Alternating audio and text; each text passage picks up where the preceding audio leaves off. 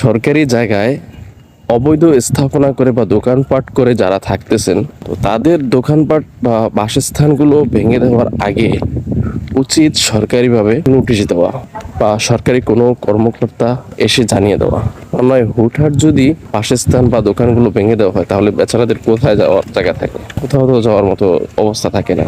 তো এর মধ্যে দেখলাম একটা অবৈধ স্থাপনা করে দোকানপাট করতেছিলেন একজন মহিলা বা মুরব্বী, যাই বলি না কেন, যিনি আর স্বামী নেই। তো ওনাকে নাকি না জানিয়েই ওনার দোকানটা ভেঙে দিয়েছিল। তো দোকানটা ভেঙে দেওয়ার কারণে উনি কান্নায় অনেকটাই ভেঙে পড়েছে। ভেঙে পড়ারই কথা, কারণ ওই দোকানটা দিয়ে উনি ওনার পেট চালাতেন, সংসার চালাতেন, মানে রুজি রুটিটা ওই দোকানের ইনকাম দিয়ে হতো।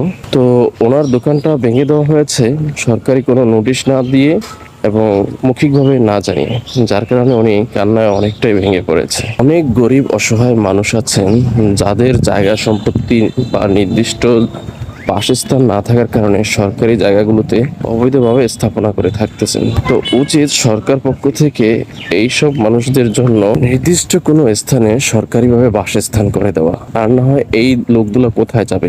এই লোকগুলো তো আমাদের দেশেরই মানুষ, আমাদের দেশেরই নাগরিক। সেই চিন্তা ভাবনা থেকে উচিত এই লোকগুলোর জন্য সরকারিভাবে কোথাও না কোথাও বাসস্থান করে দেওয়া এবং তার পাশাপাশি কর্মসংস্থানের জায়গা করে দেওয়া, যাতে সরকারি জায়গায় বসবাস করার পাশাপাশি কর্ম করেও চলতে পারেন।